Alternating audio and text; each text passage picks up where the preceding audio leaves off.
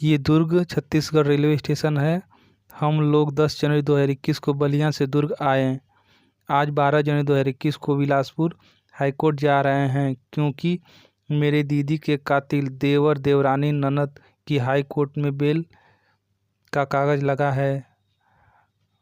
और यहाँ पे हम लोग आ गए हैं बिलासपुर स्टेशन पर क्योंकि हम लोग को जल्दी पहुँचना है 10 बजे तक। माँ के पैरों में बहुत दर्द था लेकिन फिर भी वो जल्दी जल्दी चल रही थी और मैं भी उनके पीछे पीछे भाग रहा था। हाई कोर्ट में जाने के लिए टोकन कटाना पड़ता है, ये बात हम लोग को पता नहीं थी। तो हम लोग फिर से दोबारा गेट के पास गए और वहाँ से जा कर के अपना अपना टोकन कटाया।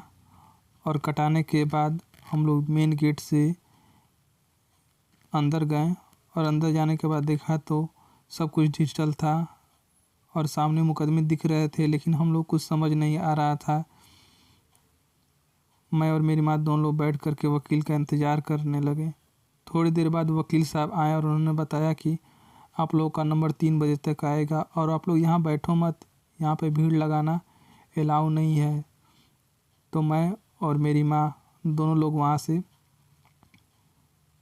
फील्ड में आ गए और ये बिलासपुर छत्तीसगढ़ का हाई कोर्ट है। और हम लोग सुबह से कभी यहाँ कभी वहाँ भटक रहे थे और बहुत ज़्यादा सुबह से चल रहे हैं। मेरी माँ के पैर में दर्द हो रहा था तो मम्मी कह रही थी कि बाबू यहीं बैठ के आराम कर दें, और साल बिछा करके वहीं हम लोग बैठ गए। धीरे धीरे शाम हो रही थी, ठंड लग रही थी। हम लोग को ये तक नहीं पता था कि यहाँ कैंटीन कहाँ है, कहाँ खाते हैं। और यहाँ से शिव कुमार और सरिता देवर देवरानी को बेल मिल गई। तो हम लोग पुलिस अधीक्षक के पास पहुँचे और पुलिस अधीक्षक ने कहा कि तुम सीएसपी के पास जाओ। तो हम लोग सीएसपी बंगले आ गए। मेरी माँ अंदर जा रही है पता करने के लिए कि सीएसपी साहब आए हैं कि नहीं, और मैं यहीं गेट के पास बैठा था कि कहीं सीएसपी साहब आएँ और आकर चले न जाएं, इसलिए मैं गेट से कहीं हिल नहीं रहा था। और मेरी माँ अंदर से पता करके आई तो बताया कि अभी सीएसपी साहब नहीं आए हैं।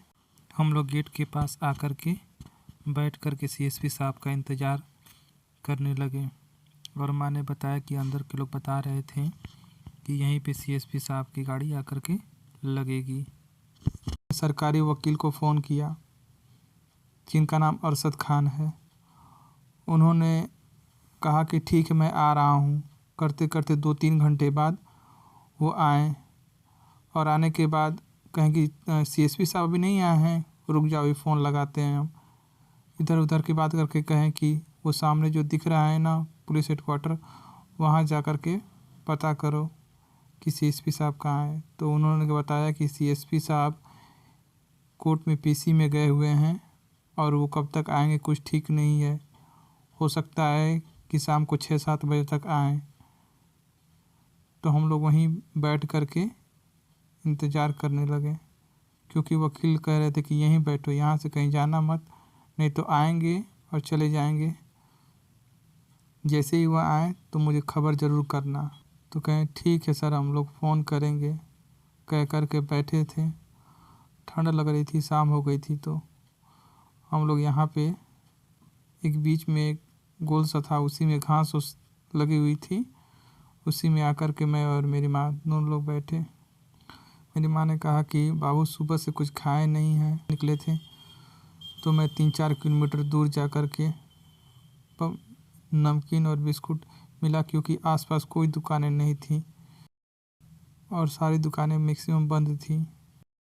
और शाम हो गई तो ठंड लगने लगी। तो हम लोग अंदर आ गए रूम में जहाँ सीएसपी साहब बैठते हैं। तो कहा है कि उसमें कि स्टाफ बोले कि नहीं यहाँ तुम लोग मत बैठो, चलो जाओ बाहर।